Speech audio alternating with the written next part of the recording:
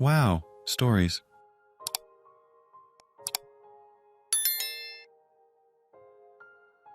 Am I an idiot for crashing a party and expecting the hosts to pay?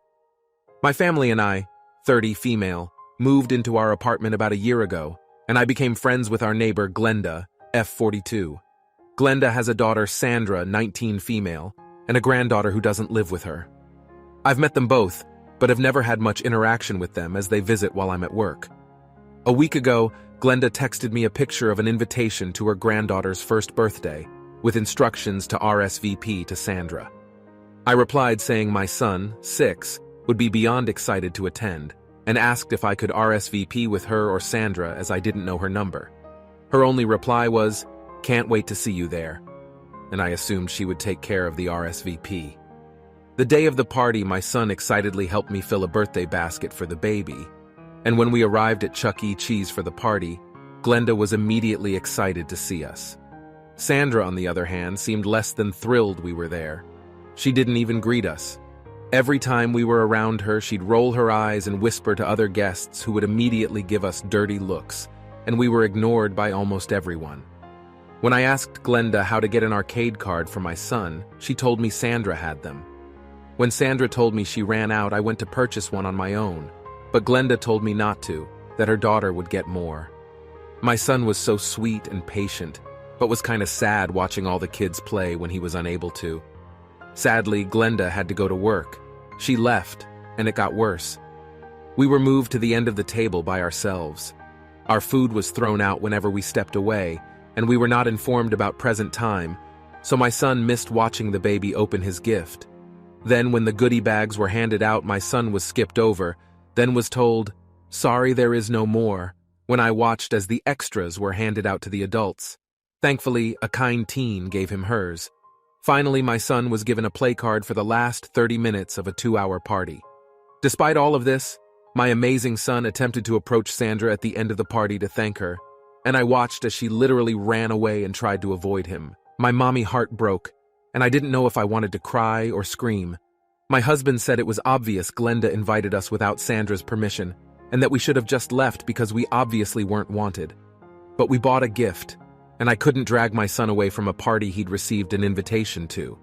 So honestly, am I the bad apple? Edit.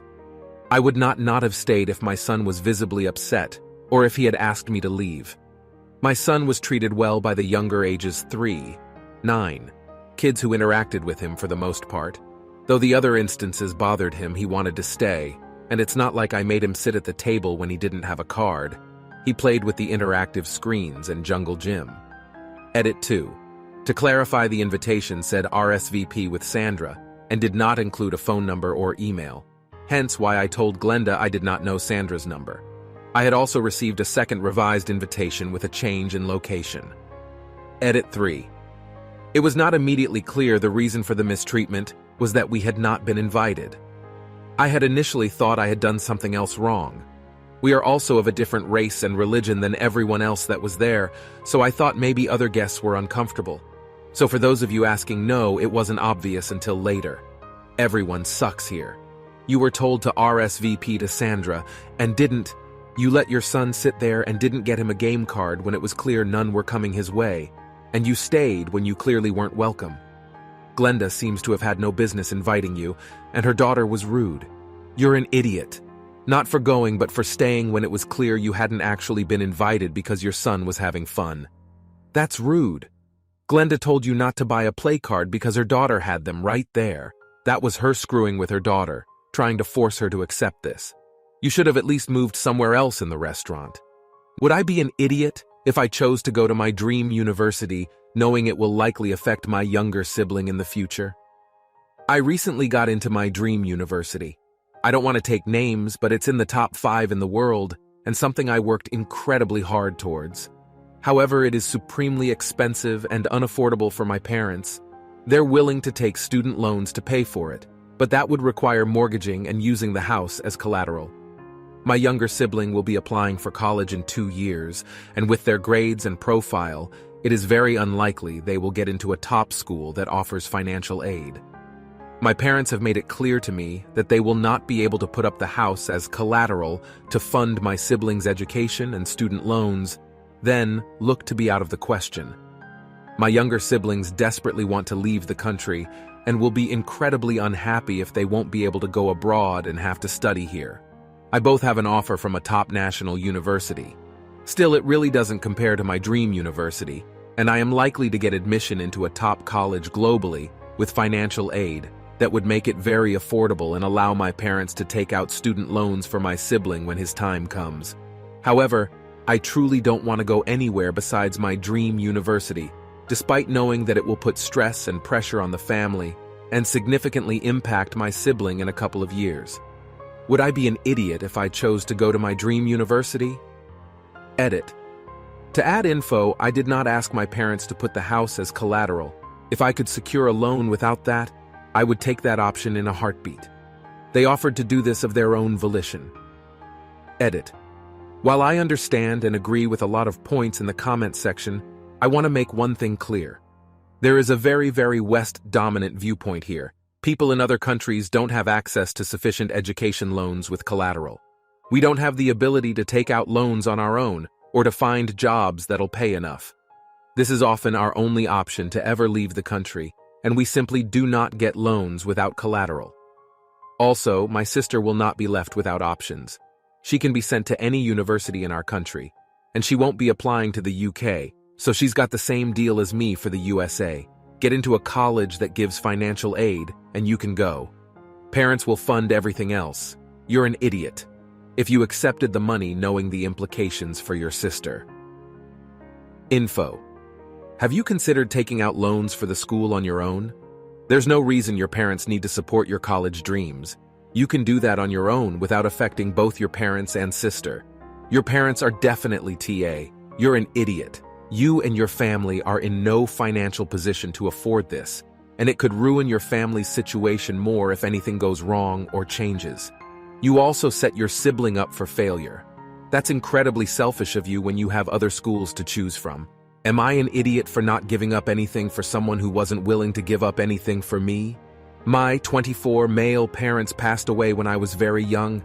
I have 3 siblings, a sister, and 2 brothers. All of them are much older than me. After my parents passed away, I wanted to live with either my sister or my second brother, but both of them made it very clear that they didn't want me.